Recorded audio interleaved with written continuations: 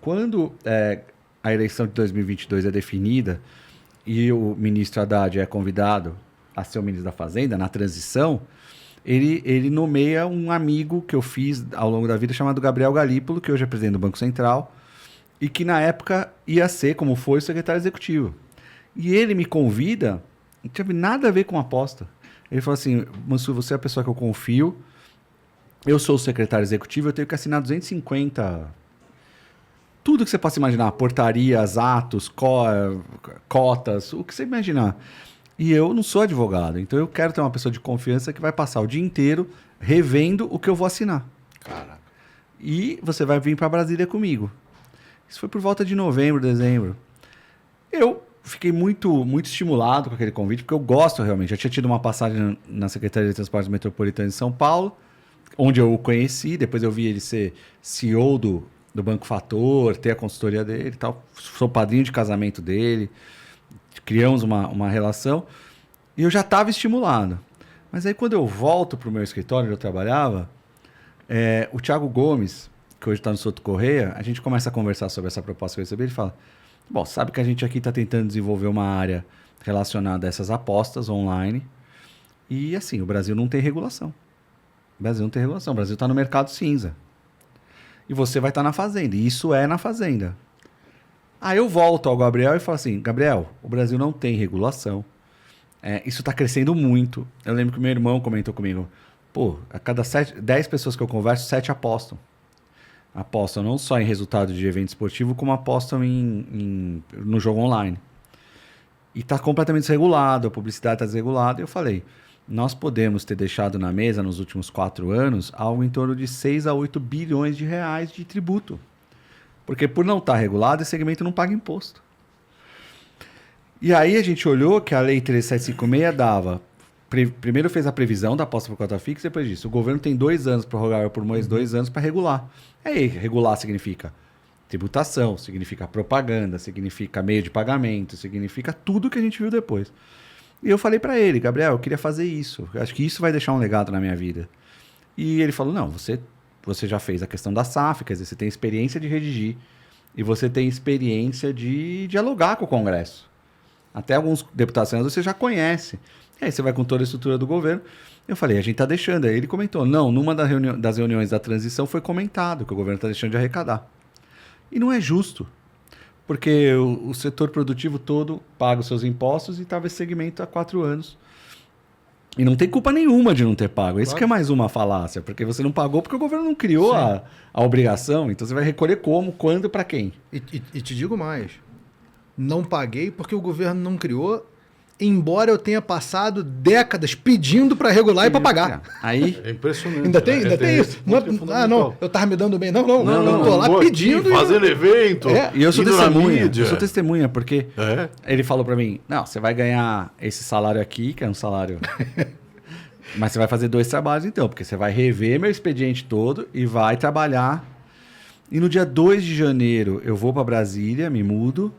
A primeira reunião que eu tive sobre esse assunto, já tentei me aprofundar um pouco durante a transição, mas muito pouco, perto do conhecimento de vocês. Quando eu vi que o Rica estava falando, nossa, preciso aprender muito, ele sabe muito disso aqui e vai poder me ajudar, porque eu vi uma cara conhecida, né?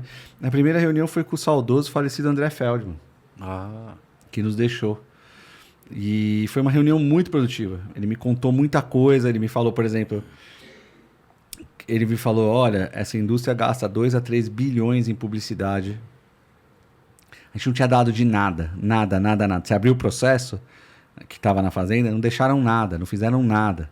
Deixaram uma minuta de decreto muito pobre, que não falava de praticamente nada. Eu falei, é mesmo? Ele falou, essa indústria pode estar movimentando hoje 100 bilhões de reais no Brasil. E aí... Ele me contou muita coisa. Ele falou, por exemplo, a indústria norte-americana não entra no Brasil porque a indústria norte-americana é listada em bolsa nos Estados Unidos, não pode entrar em mercado não regulado. Então ele me trouxe, eu lembro muito dessa reunião, foi a primeira reunião. Aliás, a primeira reunião que eu fiz como integrante do Ministério da Fazenda foi com ele e a última também. Eu acabei a reunião com ele, eu peguei minhas coisas, fui para o aeroporto e fui embora.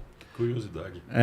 Primeiro eu falei, eu estou fazendo a última reunião. E uma das figuras mais emblemáticas, né, que a indústria teve... ao longo desses anos, e que defendia muito a regulamentação, legalização, a coisa toda como deveria ser, né? E parceiro do CISA, por isso também trazia essa informação, o americano não entra aqui, pô. E aí é o que vocês dois precisa falaram. disso, né? Você, principalmente, Vitor. Dele pra frente, inclusive ele, todo mundo que veio falar comigo veio pedir para ser regulado. Não veio, quem não queria ser regulado não veio falar com a gente. Eu fiz quase 500 reuniões. Até a Folha gosta de dar. Ele atendeu 500 pessoas. Aí começava a perguntar para mim. Eu falei, olha, já pode colocar aí, não precisa nem me perguntar mais. Todo mundo que pediu reunião comigo eu atendi. Por quê? Porque você não faz uma regulação sem ouvir o segmento. Se trancar numa sala e fazer você da minha cabeça. Então eu fiz muita reunião. Eu tenho... Vou te falar um negócio. Assim, até com algum receio de que possa ser injusto. Por quê? Porque, cara, eu nunca tive problema para falar com o Valdir, eu nunca tive problema para falar com o Alexandre, eu nunca tive problema para falar com o Regis. Mas eu sempre tive a sensação de que, independentemente de eu nunca ter tido problema para falar com nenhum deles, que você foi o cara mais acessível que passou ali naquela cadeira, ou naquela cadeira, independentemente de qual é o nome do cargo que está lá, né? E eu acho que é isso aí que você está falando, é que fez a grande diferença, porque quando você começa a receber as pessoas e ouvir, meu irmão, você começa a ter uma quantidade de input sobre um mercado que é, cara, uma caixa preta. E por que uma caixa preta? Porque como a gente não regula, eu não consigo ver o que está do lado de lá, né? Eu não tenho dado nenhum de lá para cá, porque não está regulado, né?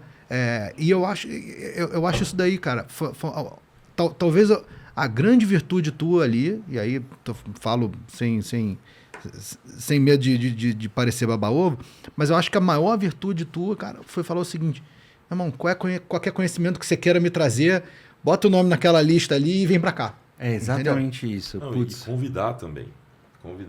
Eu lembro de uma época, a gente tem alguns comentários só para fazer, a gente é de uma época que nos eventos do exterior tinha a mesa redonda da regulamentação de todos os países. E teve épocas que o Brasil cresceu, o negócio, o debate. Eu lembro uma vez que eu cheguei na feira que era lá em Miami, Juegos Miami. E ela era para o mercado latino-americano, bem antiga.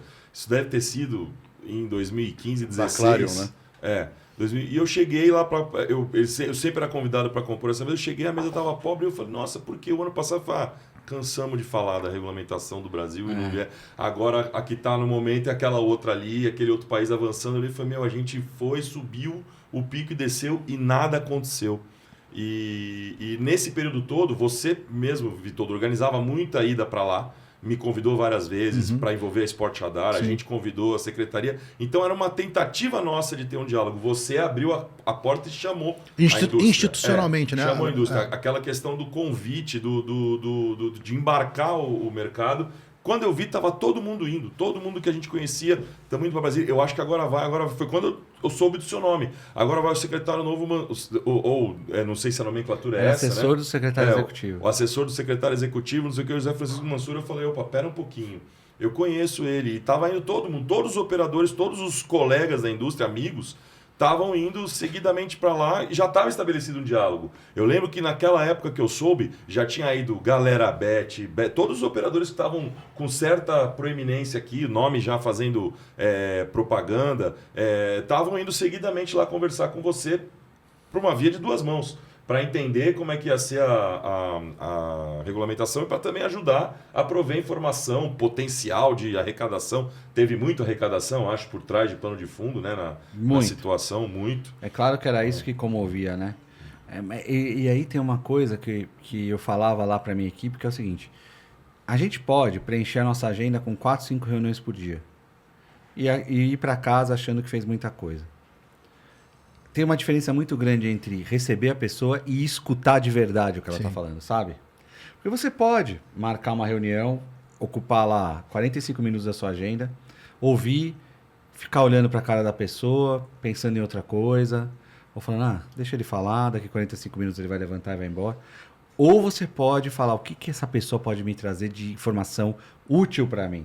Nem toda informação é útil, mas se você não está aberto para ouvir nenhuma informação te interessa. Agora, se você está aberto mesmo, fala assim, o Sandro pode me passar uma coisa, o Rica pode me passar... Mais, Pô, e foi interessante isso pensando agora, até porque a gente tá falando dele, tá fazendo até uma homenagem a ele. A minha primeira reunião foi tão produtiva com o André que eu acho que ele, de alguma maneira, me direcionou. Cara, eu tenho que aprender com esse mercado. As pessoas... Porque você vem com um certo preconceito, né? É jogo. Foi mal. É jogo, é... Aí você começa, você recebe o André. Ele começa a falar tanto dado interessante, tanta coisa séria. Aí você recebe outra pessoa. Aí você recebe, por exemplo, uma pessoa que eu sempre cito, que sempre trazia muito input positivo, a Ana Bárbara, que é uma usina de ideias. Sim. Você tem que controlar, porque ela mesma, ela pensa tão rápido, que às vezes ela fala umas 8 coisas na mesma frase, e você tem que... Não, mas me explica melhor isso. E aí a pessoa que está do teu lado percebe, mano, esse cara tá me ouvindo. Porque tá me fazendo pergunta, ele tá pedindo para eu explicar melhor. E assim, então o primeiro semestre foi tomado por as reuniões com o segmento, até a gente apresentar o PL. E aí, tudo, eu quero concordar com você o seguinte, você pode pegar o PL que foi apresentado em julho e colocar um monte de problema. Porque desde a SAF eu sei disso. Eu tenho um baita orgulho da SAF. São 117 SAFs, tem times que não existem mais, quem acompanha mais futebol SAF, que hoje estão de volta disputando o campeonato e tal, por conta da SAF. Mas ela tem problemas. Você pode pegar o PL que a gente apresentou em junho e pode ter um monte de problema. Mas uma coisa assim que eu tiro um pouco a modéstia para dizer que realmente eu concordo com você. Se tem uma qualidade da minha passagem foi que eu ouvi todo mundo. E ouvi os outros... e aí tinha o mercado, mas tinha também os outros ministérios. E o segundo semestre, a partir da apresentação, foi de ouvir o Congresso. E, democraticamente, a gente tem que ouvir o Congresso. Eu fiquei numa audiência pública, no Senado, 8 horas, com 2 barrinhas de cereal. E, para mim, 2 barrinhas de cereal em 8 horas não faz frente. Não, acho que não é nem legal. Eu, senador Magno Malta e senador Girão. Meu E pai. deu ruim. Mas eu fiquei às 8 horas. Aham. E num determinado momento, o senador Magno Malta falou, puxa, pela primeira vez está vindo alguém aqui do governo que está respeitando. Eu não me importava com as falas sobre outros temas. Não era meu assunto. Quando ele falava do meu assunto, eu rebatia quando eu não concordava, com respeito. E daquela força que foi feita contra o jogo, a gente também extraiu coisas para tornar um pouco mais seguro e mais responsável. Então, até ali a gente aprendeu. Claro, você tem que ouvir a oposição para entender, porque às vezes é alguma Até coisa porque, que presta uma também, coisa que tem né? que ser dita é o seguinte. A base do governo nunca se interessou. Não ia nas audiências, não ia. Ali a gente não conseguiu fazer com que tivesse gente interessada. Salvo um ou outro. É um assunto um pouco polêmico, né? E então, as reuniões quando eu ia ao Congresso, infelizmente eu ia falar infelizmente, porque é mais difícil. Falar com a oposição, mas felizmente que existe oposição, porque na democracia o que tem que ter mesmo é oposição e situação, né? Então, o segundo semestre foi muito tomado por essa passagem do projeto. Até que, na última semana de funcionamento do Congresso, ele passa no Senado e na Câmara pela última vez, vai à sanção do Presidente da República. Eu não sei se vocês sabem, mas a 14790 ela é assinada no dia 29 de dezembro, ou 30 de dezembro, mas é um sábado do Réveillon, então ninguém mais em Brasília, às 10h30 da noite. Eu lembro que não conseguia pensar em outra coisa, eu já estava na viagem de Réveillon, e eu não saía do quarto, não saía do celular, que eu ficava toda hora tentando entender que horas que ia ser assinado. E aí, às 10h30 da noite daquele sábado, veio a notícia de que tinha saído numa edição extra do Diário Oficial. E aí me deu um sentimento de missão cumprida. E encaminhada as portarias, porque a partir da 14790 você tinha que ter portaria para tratar de propaganda, para tratar de meio de pagamento, para explicar para o segmento como é que ia ser o processo de autorização. E aí eu fiquei só até fevereiro. Falando de uma coisa que você falou, eu fui pro SBC de Barcelona no meio do ano. E ouvi de muitos estrangeiros a seguinte frase: você já é o 10º que vem aqui falar que vai regular isso aqui no Brasil. Como quer dizer? Eu já passava vergonha. Tô falando com você meio por obrigação, porque eu não acredito mais.